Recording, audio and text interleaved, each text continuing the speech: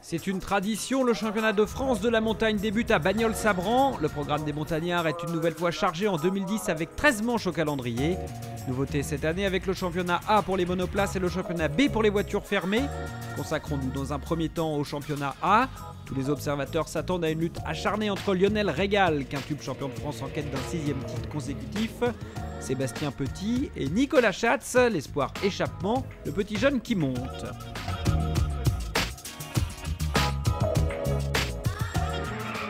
Dans le Gard, Lionel Régal marque immédiatement de son empreinte cette saison 2010 en se montrant le plus rapide des essais.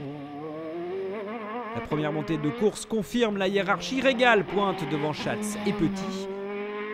Alban Thomas, Benoît Bouche et Billy Richen se disputent les accessites. Sébastien Petit choisit de chausser les pneus neufs dans la deuxième montée, ce qui lui permet de passer en tête. Lionel Régal remet les choses en place dans l'ultime montée. Il s'impose devant Sébastien Petit et Nicolas Schatz. Le ton de la saison est donné. Il fallait vraiment que je marque le début de saison. Hein. C'est important de marquer ses positions. Sébastien est très vite. Hein.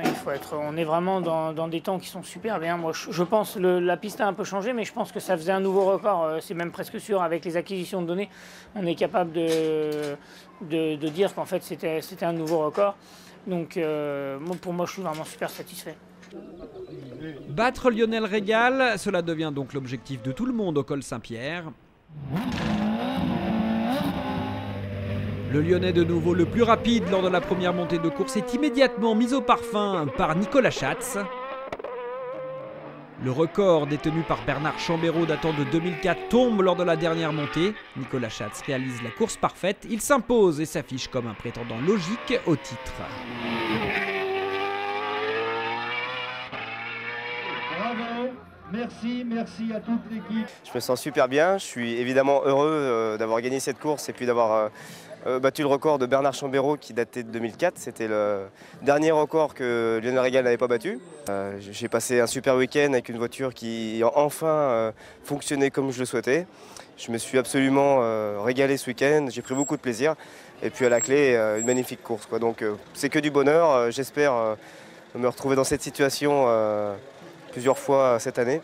Au moins me faire plaisir comme là parce que c'était vraiment super. Voilà, donc week-end excellent.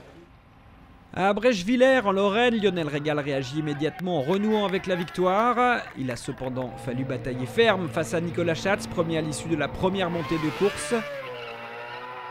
La riposte vient tout d'abord de Sébastien Petit lors de la deuxième montée. Sébastien Petit prend les commandes avec au passage un nouveau record sur ce tracé le plus court de la saison.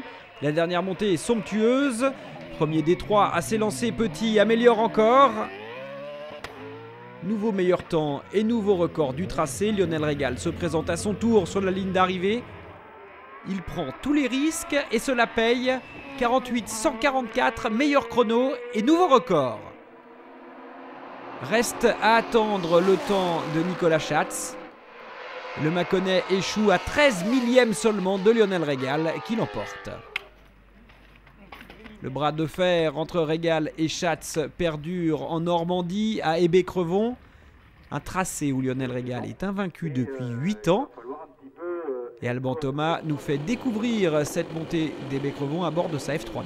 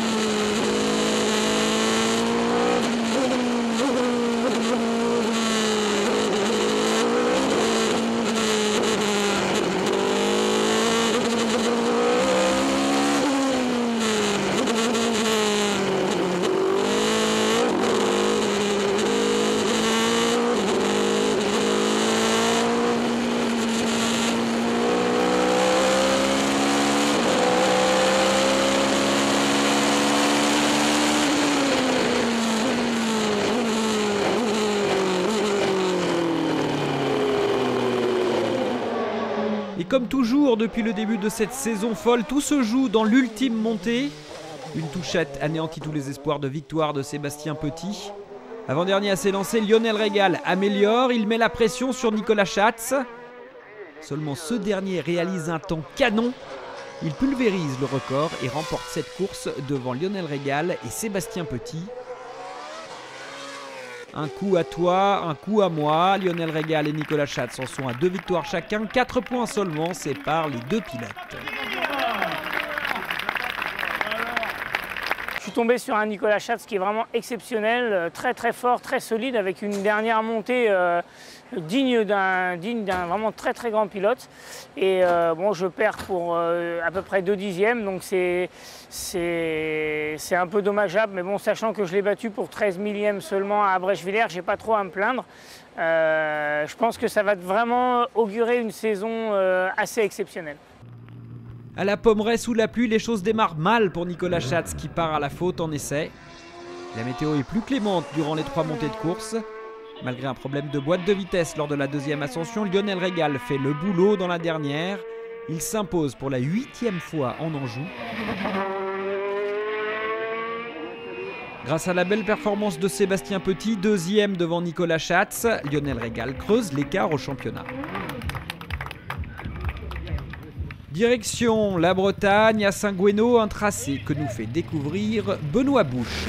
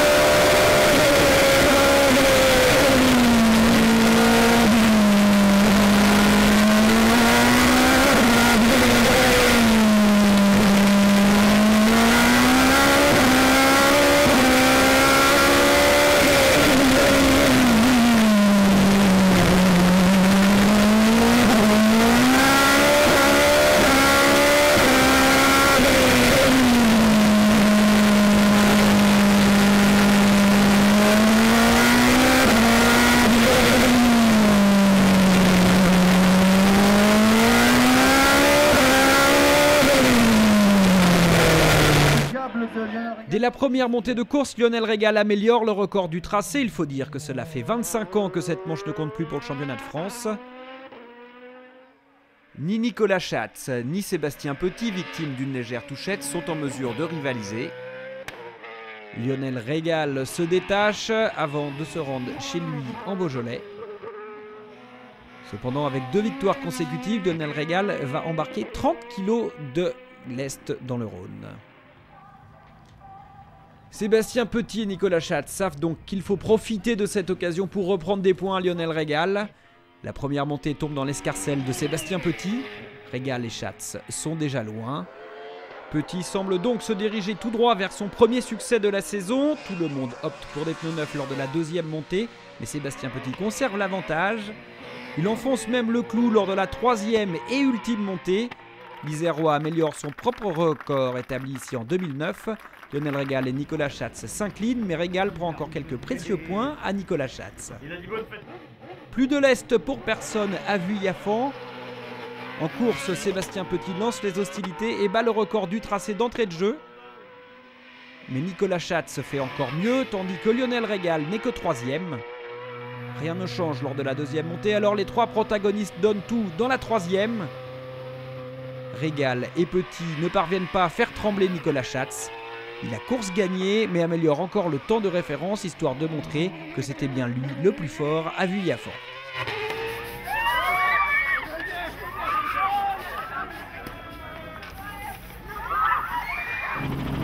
À Dunières, sur un tracé à l'adhérence précaire où l'expérience est un atout de taille, Lionel Régal et Sébastien Petit font la différence.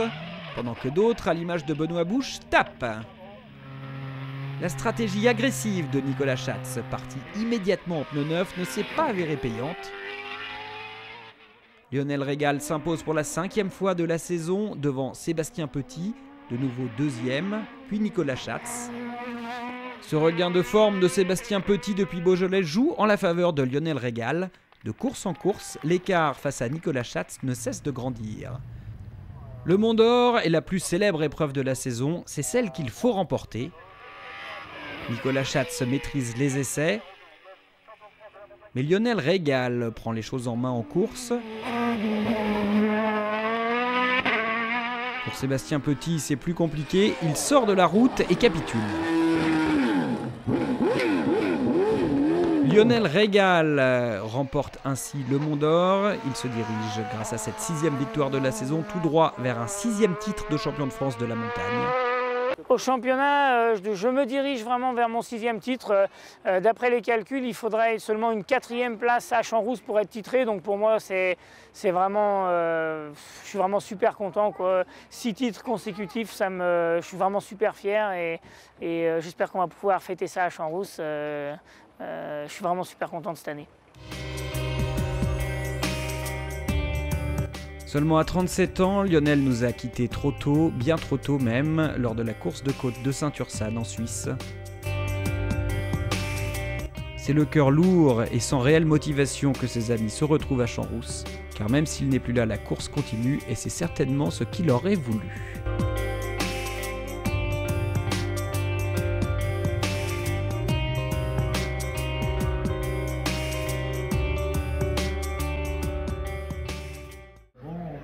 À Champs-Rousse donc, tous pensent à Lionel Régal. Et finalement, la victoire de Nicolas Schatz semble presque anecdotique. Et pourtant, ce 4e succès de la saison devant Sébastien Petit au volant de sa nouvelle F3000 permet à Nicolas Schatz, grâce au décompte, d'être sacré champion. Blessé lors d'une sortie de piste aux essais à Turkheim, il laisse la voie libre à Sébastien Petit. Et ce dernier s'impose devant Alban Thomas et Stéphane Baudin. Nicolas Schatz ne peut pas prendre part à la dernière manche de la saison, toujours suite à cette blessure, à Limonest chez Lionel Régal. Une dernière course à l'atmosphère particulière. Limonest, Joël Roussel nous emmène sur cette montée à bord de sa monture.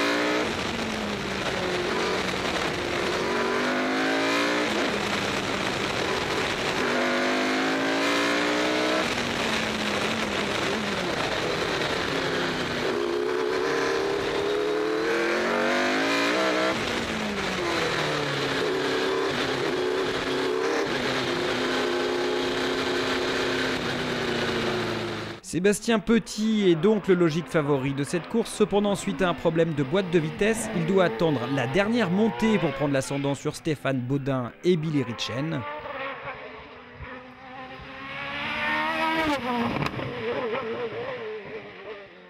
Malgré tout, Sébastien Petit remporte donc la dernière de l'année.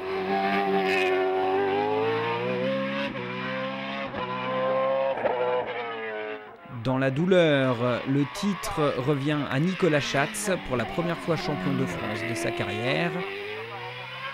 Nicolas réalise une montée d'exhibition avec un casque en l'honneur de Lionel Régal en guise de dernier hommage. Nicolas Schatz est titré. Et bien entendu, le jeune Mâconnais, élu espoir échappement de l'année la saison dernière, dédie ce succès aux champions disparus. Il paraît que je suis champion de France. Waouh! Bon, pour moi, c'est Lionel tout simplement qui est champion. Je lui dédie complètement ce titre à son équipe, à lui, à sa famille. Et puis, je crois qu'il a encore le record aujourd'hui. Pour moi, il a encore gagné aujourd'hui, je suis désolé. Voilà. Et puis, en 2011, j'espère, voilà. Au revoir.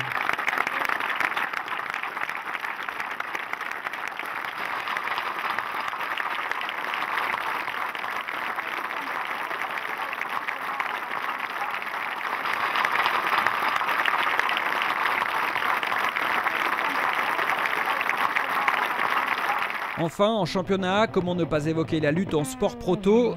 Titré en 2009 à bord d'une Norma, Cyril Frantz revient à ses premières amours en Ocella. Face à lui, les Normas d'Alain Castellana, Terence Reynaud et Daniel Bassora. Les premières courses sont animées par Alain Castellana et Cyril Frantz. Castellana s'impose à Bagnols-Sabran.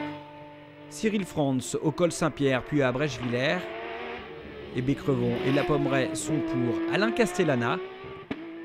Alain Castellana mène alors 4 victoires à 2. Saint-Gouénot marque le réveil de Terence Reynaud. Le Marseillais devance tout le monde en Bretagne, puis récidive en Beaujolais. Il devient alors le plus dangereux adversaire de Cyril Frantz. Cyril Frantz renoue avec la victoire à Vuillafan. Reynaud à Dunières, Frantz au Mont d'Or, puis Reynaud à Champs-Rousses. Cyril Frantz termine cependant la saison en trombe avec 2 nouveaux succès à Turkheim puis à Limonest. Il remporte ainsi son 6e titre en sport proto. Cyril Frantz devant Alain Castellana, Terence Reynaud et Daniel Bassora. L'explication a été splendide. Et allez, petit cadeau, on se quitte avec Terence Reynaud. Nous sommes à Vuillafan. Attention, c'est parti.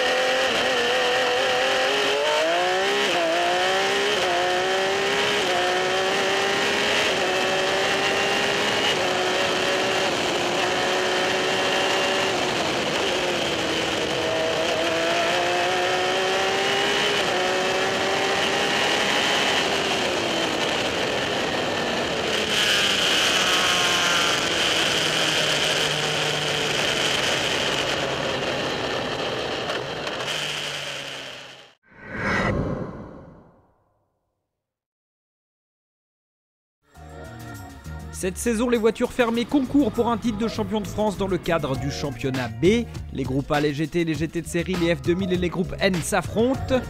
Même si sa BMW Super Touriste est moins récente que les Porsche 997 Cup de Ververt ou Cosson, Francis Dozière fait partie des favoris. Et cela démarre très fort pour lui, puisque dès la manche d'ouverture à Bagnols-Sabran, il semble bien parti pour l'emporter. Il fait mieux que les Porsche de Nicolas Ververt et Anthony Cosson. Mais c'était sans compter sur la Simca CG Turbo Groupe F de Yannick Poinsignon. C'est lui le premier à s'imposer en championnat B. Dès la manche du col Saint-Pierre, la riposte s'organise. Francis Dozière parvient à l'emporter en battant au passage le record de la montée datant de 2004. Mais il s'avère déjà que les Porsche de Nicolas Ververt et Anthony Cosson sont diablement efficaces. Ververt le prouve en l'emportant coup sur coup à Brèchevillers puis Hébé-Crevaux. À la Pommeraye près d'Angers, Francis Dozière fait parler de lui, mais cette fois-ci à bord d'une Porsche.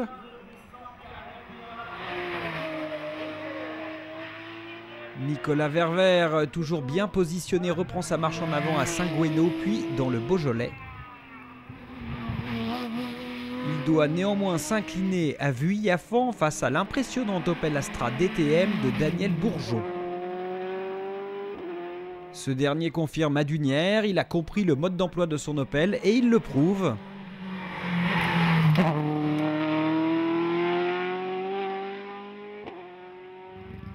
Pour sa première saison à ce niveau de la compétition, Anthony Cosson, vainqueur du Challenge Espoir en 2009, choisit le Mont d'Or pour aller conquérir sa première victoire. Un signe qui ne trompe pas. Il confirme à Champs-Rousse en l'emportant devant Nicolas Ververt. Ce dernier va néanmoins chercher le titre d'Eturkheim et Anthony Cosson s'impose pour l'honneur à Limonest. Mais c'est bien Nicolas Ververt, champion groupe N en 2007, qui inscrit son nom sur les tablettes. Le bilan l'a un peu fait après Turkheim, puisque le titre était en poche avant la dernière course. Donc c'était bien de pouvoir rouler détendu, sans acheter de pneus et sans refaire de frais pour la dernière. Évidemment, un bilan super satisfaisant, en espérant pouvoir défendre mon titre l'année prochaine dans de bonnes conditions. En groupe A, Jean-Luc Frisch a fait la loi durant toute la saison ou presque à bord de sa 306 XSI. En GT de série, Dominique Vuillaume, en s'imposant à Bagnols-Sabran au col Saint-Pierre puis à Brèchevillers, s'est immédiatement affiché comme l'homme à battre. Michel Lamiscard puis André Millet lui ont donné cependant du fil à retordre en s'illustrant à Hébé-Crevaux pour Lamiscard, puis à la Pommeraye et à Saint-Gouénot pour Millet. Seulement cette saison, Dominique Vuillaume était au-dessus du lot. Tenant du titre en GT de série, il remporte toutes les autres manches. Et finalement, c'est assez facilement qu'il coiffe une deuxième couronne avec 10 victoires, embarquant dans sa Porsche au col Saint-Pierre.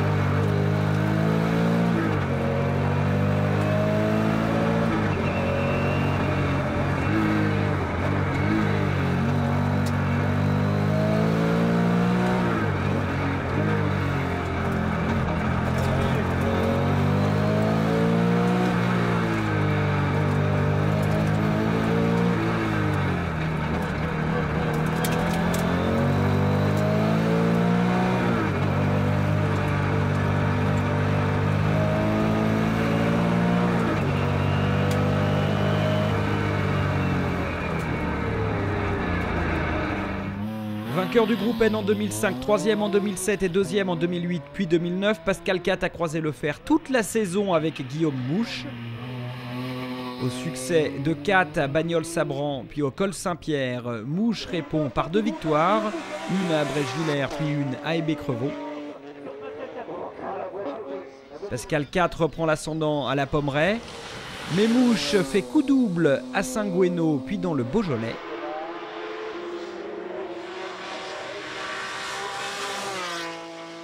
Les choses peuvent alors sembler mal engagées pour Pascal Cat, mais le motoriste gexois a de la ressource et de l'expérience. Premier à Vuillafan, premier à Dunières, il fait alors un grand pas vers le titre. Au Mont d'Or, Guillaume Mouche retarde l'échéance.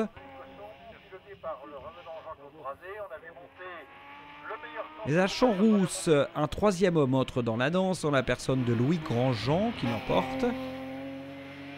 Et c'est cependant l'ultime victoire de la saison de Pascal Cat à Turckheim qui lui assure le titre. Même si Philippe Poinsignon s'impose à Limonest, c'est bien Pascal Cat qui s'adjuge le groupe N devant Guillaume Mouche. Enfin, sachez que Dimitri Nug est titré en groupe F2000, Gaëtan Bonnet est lui le meilleur espoir, Sandrine Néal la meilleure féminine, voilà vous savez tout sur la montagne. Alors avant de vous retrouver la saison prochaine, attachez vos ceintures, nous sommes avec Dimitri Nug dans sa Peugeot 106 XSI. Vous pouvez apprécier la montée du Beaujolais. Voilà, merci de nous avoir suivis, rendez-vous en 2011.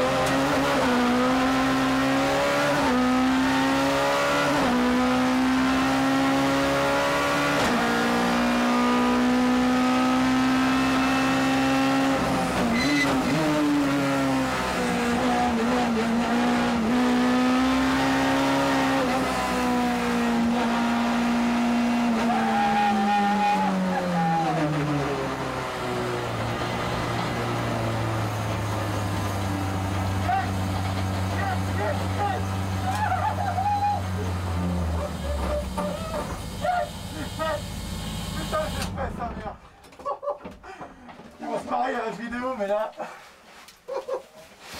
il réagit comme un dingue. Vous allez vous marier les gars, mais bon, la